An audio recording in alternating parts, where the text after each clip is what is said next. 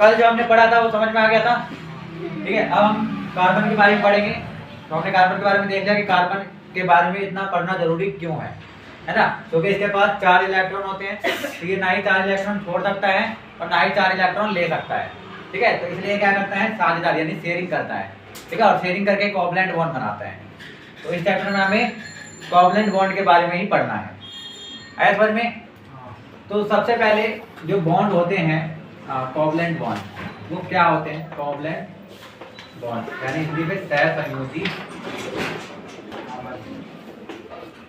आबंध।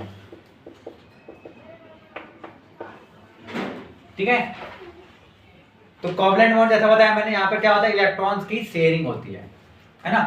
तो इलेक्ट्रॉन्स किस तरह से शेयर होते हैं? तो जैसे मान लो हाइड्रोजन है और एक दूसरा हाइड्रोजन है। हमने अभी कल क्या पढ़ा था कि हाइड्रोजन जो है वो अपने एक इलेक्ट्रॉन छोड़ सकता है और एक इलेक्ट्रॉन ले सकता है ना। तो अगर ये एक इलेक्ट्रॉन छोड़ता है तो ये H प्लस आयन बनाता है, और अगर एक इलेक्ट्रॉन लेता है तो H नेगेटिव आयन बनाता है। लेकिन इसके साथ साथ ये इलेक्ट्रॉन को शेयर भी कर सकता है। बात समझ में आया? यानी इलेक्ट्रॉन लेकर और इलेक्ट्रॉन देकर ये आयंस भी बना सकता है, और साथ ही साथ ये इलेक्ट्रॉन को शेयरिंग करके कोवलेंट बॉन्ड भी बना सकता है। बात समझ में आया? तो जब इलेक्ट्रॉन को लेना या छोड़ना होगा तो वहां पर जो बॉन्ड बनेगा वो आयनिक बॉन्ड होगा, क्योंकि वहां पे आयंस बन रहे हैं। ठीक है, लेकिन जहाँ पे इलेक्ट्रॉन की शेयरिंग होगी वहां पर हम बोलेंगे कोवलेंट बॉन्ड, यानी कि सहसंयोजी आबंध। आई बात समझ में? तो किस तरीके से इलेक्ट्रॉन शेयर होते हैं वो देखो। हाइड्रोजन के पास कितने इलेक्ट्रॉन होते हैं? 1 इलेक्ट्रॉन होते हैं, है ना। पता है आपको 1 इलेक्ट्रॉन, और इस हाइड्रोजन के पास भी 1 इलेक्ट्रॉन। तो ये अपना इलेक्ट्रॉन और ये अपना इलेक्ट्रॉन क्या करेंगे, दोनों अपने अपने एक इलेक्ट्रॉन को शेयर कर देंगे। बात समझ में? जैसे हम रूम शेयर करते हैं ना, जैसे 2 लोग अगर एक ही रूम में जाते हैं तो वो शेयरिंग हो रही है वहां पर, तो दोनों में काम बढ़ जाता है। या अगर उनको रेंट भरना है तो दोनों का हाफ रेंट हो जाता है। तो इसी तरीके से ये दोनों भी अपने क्या कर रहे हैं, एक एक इलेक्ट्रॉन को शेयर कर रहे हैं, एक रूम बना रहे हैं जिसमें ये दोनों इलेक्ट्रॉन रहेंगे और उस रूम को ये दोनों शेयर करेंगे। बात समझ में आई? जैसे कि मान लो ये हाइड्रोजन है तो इसने इसका 1 इलेक्ट्रॉन शेयर किया और इस हाइड्रोजन ने भी इसका 1 इलेक्ट्रॉन शेयर किया। तो इस तरीके से इन्होंने एक कोवलेंट बॉन्ड बनाया। आई बात समझ में? और ये छोटा सा रूम आपके बन रहा है, इस रूम में इन्होंने एक अपने इलेक्ट्रॉन को रख दिया। ठीक है, और इस रूम का यूज दोनों ही कर रहे हैं, ये वाला हाइड्रोजन भी कर रहा है और ये वाला हाइड्रोजन भी कर रहा है। ठीक है, तो यहाँ पर एक एक इलेक्ट्रॉन की शेयरिंग हो रही है, इसलिए इसको हम बोलते हैं एकल आबंध। ठीक है, यानी कि जहां पर सिर्फ 1 इलेक्ट्रॉन की शेयरिंग हो रही है तो उसको हम बोलेंगे सिंगल बॉन्ड यानी एकल। आया समझ में? तो सिंगल बॉन्ड का मतलब क्या होगा, जहां पे सिर्फ एक एक इलेक्ट्रॉन की शेयरिंग होगी। तो टोटल कितने इलेक्ट्रॉन होंगे? 2, है ना, एक इसका और एक इसका। बात समझ में? तो एक एक इलेक्ट्रॉन की शेयरिंग होने के लिए एक बॉन्ड बन रहा है, और ये आप इसको इस तरीके से भी लिख सकते हो, एक लाइन के द्वारा। आई बात समझ में? तो ये हाइड्रोजन और ये हाइड्रोजन, इनके बीच में एक लाइन है, इसका मतलब ये एक एक इलेक्ट्रॉन अपने शेयर कर रहे हैं। कोई प्रॉब्लम किसी को इसमें? अब हम पढ़ेंगे डबल बॉन्ड के बारे में। तो डबल बॉन्ड मान लो ऑक्सीजन, तो ऑक्सीजन के पास आपको पता है टोटल इलेक्ट्रॉन्स होते हैं 8 नंबर पे आता है ये। तो टोटल इलेक्ट्रॉन्स है इसके पास 8, लेकिन अगर हम इसका KLMN करते हैं तो KLMN में पहले वाले सेल में 2 इलेक्ट्रॉन चला जाता है और दूसरे वाले सेल में 6 इलेक्ट्रॉन रहता है। तो इसको कितने इलेक्ट्रॉन की जरूरत है ना, टोटल 8 की जरूरत होती है, तो उसके पास 2 की कमी है ना। तो ये कहीं से 2 इलेक्ट्रॉन ढूंढेगा कि कहीं से 2 इलेक्ट्रॉन इसको मिल जाए। तो अगर 2 इलेक्ट्रॉन कहीं से इसको मिल जाते हैं तो ये क्या बना सकता है, O2 नेगेटिव, है ना, 2 नेगेटिव आयंस बना सकता है ये, अगर 2 इलेक्ट्रॉन कहीं से ले लेता है तो। लेकिन लेने के साथ साथ ये शेयरिंग भी कर सकता है। आई बात समझ में? तो शेयरिंग करेगा तब कितने इलेक्ट्रॉन शेयर करेगा ये? 2 इलेक्ट्रॉन, क्योंकि 2 इलेक्ट्रॉन की कमी है, तो जितने इलेक्ट्रॉन की कमी होती है उतने ही इलेक्ट्रॉन वो शेयर करते हैं कोई भी एलिमेंट। आई बात समझ में? तो ऑक्सीजन के पास आखिरी सेल में कितने इलेक्ट्रॉन्स हैं? 6। इस तरीके से हम 6 इलेक्ट्रॉन बना सकते हैं, है ना। हम आखिरी वाले सेल के ही इलेक्ट्रॉन्स लिखते हैं बस, यहाँ पे अंदर वाले सेल के इलेक्ट्रॉन्स को नहीं लिखा जाता। आई बात समझ में? तो इसके पास आखिरी सेल में 6 इलेक्ट्रॉन थे। अब एक दूसरा ऑक्सीजन है मान लो, उसके पास भी आखिरी सेल में कितने इलेक्ट्रॉन है? 6। बात समझ में? तो ये क्या करेगा, इसका 2 इलेक्ट्रॉन और ये भी इसका 2 इलेक्ट्रॉन शेयर कर लेंगे आपस में। सिर्फ 2 ही इलेक्ट्रॉन, बाकी के इलेक्ट्रॉन को शेयर नहीं कर रहे, सिर्फ 2 इलेक्ट्रॉन को शेयर कर रहे हैं। तो ये जो है इस तरीके से 2 इलेक्ट्रॉन को शेयर कर रहा है, और ये वाला ऑक्सीजन भी इस तरीके से 2 इलेक्ट्रॉन को शेयर कर रहा है। आई बात समझ में? तो अगर हम इस वाले ऑक्सीजन का सर्कल देखें तो इसमें कितने इलेक्ट्रॉन आते हैं बताओ? ये 2 4 6 और 8 हो गए इसके पास पूरे, और इस वाले ऑक्सीजन के पास भी 2 4 6 और 8, इसके भी 8 पूरे हो गए, है ना? इसके भी 8 हो गए, इसके भी 8 हो गए, और किसी ने कुछ इलेक्ट्रॉन ना दिया पता ना, इन्होंने क्या किया, एक रूम बना लिया, शेयर कर लिया, इसमें इसने अपने 2 इलेक्ट्रॉन रख दिया, इसने भी 2 इलेक्ट्रॉन रख दिए, 4 इलेक्ट्रॉन हो गए ना। अब इन 4 इलेक्ट्रॉन का ये भी यूज कर रहा है और ये भी यूज कर रहा है, बात समझ में? तो इस तरीके जहां पर 2 इलेक्ट्रॉन की शेयरिंग होती है उसको हम बोलते हैं डबल बॉन्ड, यानी कि द्विआवन या दोहरा बंध। ठीक है, क्या कैसे हो सकता है? इसका वो 2 यूज कर सकता है और हाँ, रूम बनाया है ना इसमें, तभी तो शेयरिंग हो रही है। जैसे अगर मान लो आप स्कूल में बुक लेना ना भूल जाते हो, तो आप अपने बगल वाले डेस्क के मेंबर से क्या करते हो, बुक शेयर करते हो ना, तो कैसे करते हो, बीच में बुक रख लेते हो, वो भी देख रहा है आप भी देख रहे हो, उसमें वो शेयरिंग हुई ना। तो उसी तरीके से यहाँ पर भी शेयरिंग हो रही है। ठीक है, दोनों यूज कर रहे हैं उसका एक ही साथ, बात समझ में? तो यहाँ पर 2 इलेक्ट्रॉन की शेयरिंग हो रही है, तो ऐसे आप 2 ऑक्सीजन के बीच में ये डबल लाइन खींच सकते हो। तो ये डबल लाइन का मतलब है ये 2 बॉन्ड है, डबल बॉन्ड। आई बात में द्विआवन में कोई दिक्कत समझ में आ गया सबको? तो इस तरीके से सिंगल बॉन्ड और डबल बॉन्ड। इसके बाद ट्रिपल बॉन्ड भी होता है जिसमें 3 इलेक्ट्रॉन की शेयरिंग होती है। ठीक है, तो 3 इलेक्ट्रॉन का केस हो गया मान लो नाइट्रोजन। तो आपको पता है नाइट्रोजन के पास टोटल कितने इलेक्ट्रॉन थे? 7 नंबर पे आता है, तो 7 इलेक्ट्रॉन है इसके पास। तो पहले वाले सेल में 2 इलेक्ट्रॉन आ गया, खत्म, और दूसरे वाले में कितना बच गया? 5, लेकिन इसको जरूरत कितनी होती है? 8 की, तो इसके पास 3 इलेक्ट्रॉन कम है, तो ये क्या करेगा, कहीं से 3 इलेक्ट्रॉन खोज के N3 नेगेटिव बना सकता है। ठीक है, ये बार बार मैं रिपीट इसलिए कर रहा हूँ क्योंकि ऐसा भी ये कर सकते हैं, और ज्यादातर ये ऐसा ही करते हैं, बात समझ में? कोवैलेंट बॉन्ड ये बाकी के एलिमेंट बहुत कम बनाते हैं। ठीक है, ज्यादातर जो कोवैलेंट बॉन्ड है वो कौन बनाता है? कार्बन। इसके बारे में हम पढ़ रहे हैं चैप्टर में, आई बात समझ में? तो कोवैलेंट बॉन्ड बनाने की जो प्रकृति है वो सबसे ज्यादा किसकी है? कार्बन की है। बाकी के एलिमेंट जो है उसको देख के कॉपी कर रहे हैं, उसके जैसा बनने की कोशिश कर रहे हैं, है ना? लेकिन बाकी के जो एलिमेंट्स हैं वो ज्यादातर आयनिक बॉन्ड बनाते हैं, आयंस, है ना, इलेक्ट्रॉन लेकर या इलेक्ट्रॉन छोड़ के। लेकिन ये शेयर कर सकते हैं, ठीक है, इनके पास भी इलेक्ट्रॉन को शेयर करने की क्षमता होती है। तो कैसे शेयर करेंगे बताओ? इनके पास लास्ट सेल में कितने इलेक्ट्रॉन है? 5, तो लास्ट वाले सेल में हमने 5 इलेक्ट्रॉन लिख दिया।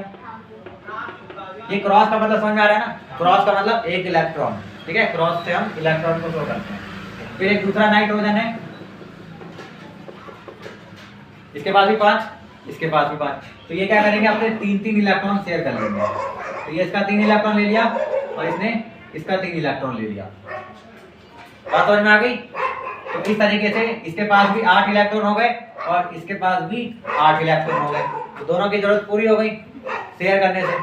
तो इस तरीके के जो बॉन्ड बनेंगे यहाँ पर हम 3 लाइन ऐसे बना सकते हैं, क्योंकि 3 इलेक्ट्रॉन की शेयरिंग हो रही है, इसकी भी 3 इलेक्ट्रॉन और इसके भी 3 इलेक्ट्रॉन, तो इसको हम बोलते हैं ट्रिपल बॉन्ड, यानी कि त्रिआवन। तो समझ में आ गया? सिंगल बॉन्ड, डबल बॉन्ड और ट्रिपल बॉन्ड। सिंगल में 1 इलेक्ट्रॉन शेयर होगा, डबल में 2 और ट्रिपल में 3। और ये बॉन्ड कौन से हैं?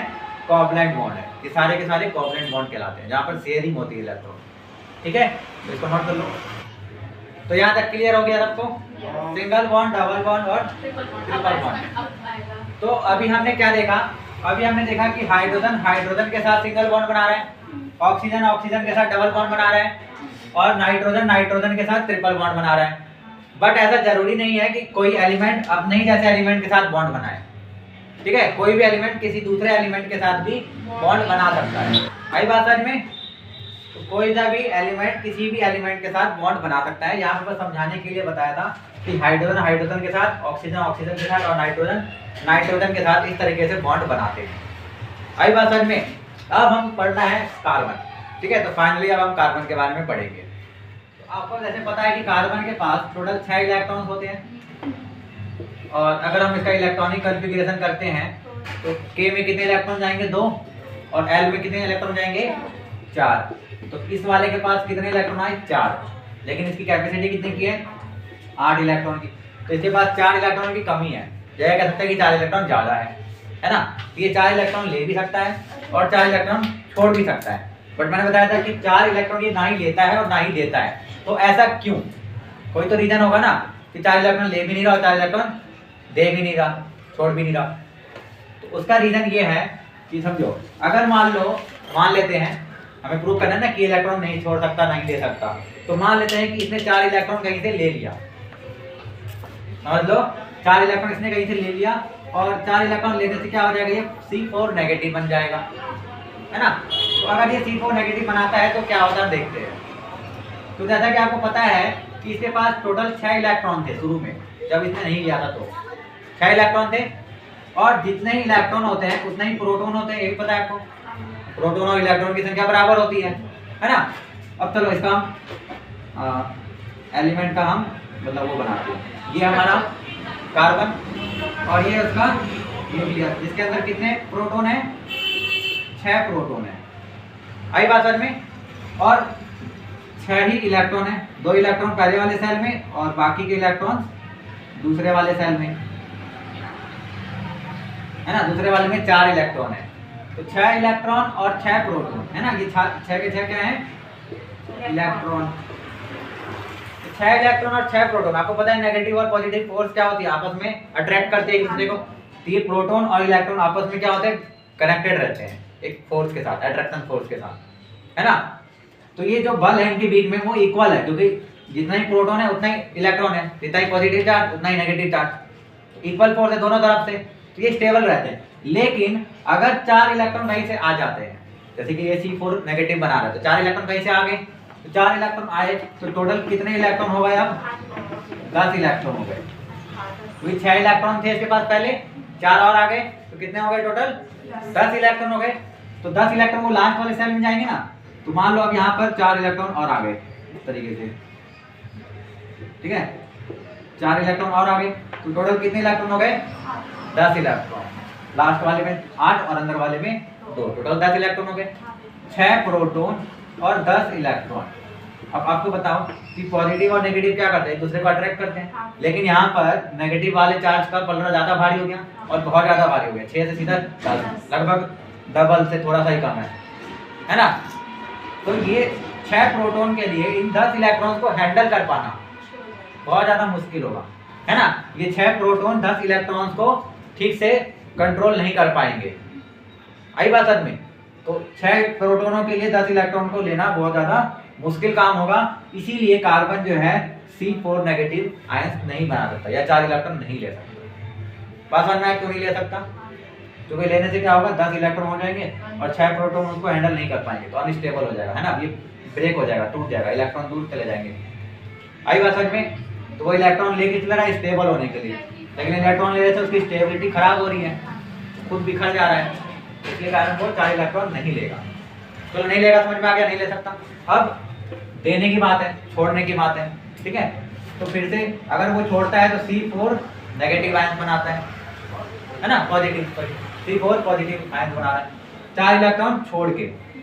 तो 4 इलेक्ट्रॉन अगर छोड़ता है तो फिर से वही केस, फिर से अगर हम ऐसे न्यूक्लियस बना लेते हैं, ठीक है। तो इसके बाद 6 प्रोटॉन है न्यूक्लियस में और 2 इलेक्ट्रॉन यहाँ पर हैं और 4 इलेक्ट्रॉन यहाँ पर घूम रहे हैं। तो 6 इलेक्ट्रॉन और 6 प्रोटॉन, है ना। फिर से वही कैसे, अब 4 इलेक्ट्रॉन छोड़ना है इसको, कितने इलेक्ट्रॉन छोड़ने हैं 4 इलेक्ट्रॉन। तो 4 अगर इलेक्ट्रॉन इसमें से निकल गए, 4 इलेक्ट्रॉन माइनस हो गए इसमें से, तो कितने इलेक्ट्रॉन बचेंगे इसके पास 2 इलेक्ट्रॉन बचेंगे। तो अब खुद देखो कि इसके पास 6 प्रोटॉन है और 6 इलेक्ट्रॉन है, उनके बीच में एक फोर्स लगा हुआ है। अब उन 6 इलेक्ट्रॉन और 6 प्रोटॉन के फोर्स में से 4 इलेक्ट्रॉन एकदम से खींचना बहुत ही ज़्यादा मुश्किल का काम है। मुश्किल का काम क्योंकि इसको बहुत ज़्यादा एनर्जी की जरूरत पड़ेगी, आई बात समझ में, क्योंकि ये बॉन्ड 6 इलेक्ट्रॉन और 6 प्रोटॉन के बीच में है। अब उसमें से आप 4 इलेक्ट्रॉन निकाल रहे हो, तो जो प्रोटॉन खींच रहा है उसको, उसके लिए आपको एक बाहर बहुत तगड़ा फोर्स लगाना पड़ेगा और उस फोर्स के लिए आपको उतनी ही एनर्जी की भी जरूरत पड़ेगी, आई बात समझ में। बट ये काम हम खुद नहीं करते हैं, वो जो एलिमेंट है वो खुद करता है ना वो काम को, इलेक्ट्रॉन छोड़ना या देना, हम थोड़ी ना कुछ करते हैं उसके साथ, ठीक है। तो कार्बन खुद के पास उतनी एनर्जी नहीं होती है कि वो 4 इलेक्ट्रॉन जबरदस्ती से अपना रिलीज कर सके। आई बात समझ में? तो इतनी एनर्जी उसके पास नहीं है कि वो 4 इलेक्ट्रॉन रिलीज करेगा, तो इसे वो 4 इलेक्ट्रॉन छोड़ के C4 नेगेटिव भी नहीं बना सकता। C4 पॉजिटिव नहीं बना सकता। बात समझ में आ गया? तो इसीलिए कार्बन जो है ना ही इलेक्ट्रॉन लेता है ना ही छोड़ता है।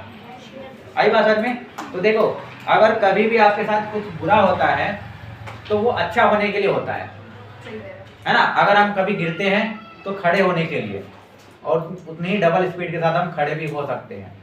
आई बात समझ में? तो इस कार्बन के पास ऐसे नेचर थी कि ये ना ही 4 इलेक्ट्रॉन ले सकता था और ना ही 4 इलेक्ट्रॉन छोड़ सकता था। ठीक है। तो अगर इस बात से नाराज हो जाता या उदास हो जाता कि मैं कुछ नहीं कर सकता, तो ये क्या होता, कहीं खो जाता, गुम हो जाता। लेकिन इसने अपनी इस कमजोरी को अपनी ताकत बना ली। आई बात समझ में? तो हर इंसान को भी अपनी कमजोरी को अपनी ताकत बनानी चाहिए। तो इसने अपनी ताकत कैसे बनाई कि चलो भाई, मैं इलेक्ट्रॉन ना ले सकता हूँ ना दे सकता हूँ, तो मैं क्या करूँगा, मैं साझेदारी करूँगा, शेयरिंग करूँगा अपने इलेक्ट्रॉन को दूसरे इलेक्ट्रॉन के साथ। ठीक है, दूसरे एलिमेंट के साथ। तो इसने दूसरे एलिमेंट के साथ शेयरिंग करना शुरू किया, और देखो आज सबसे फेमस एलिमेंट बन के तैयार हो गया। आई बात समझ में?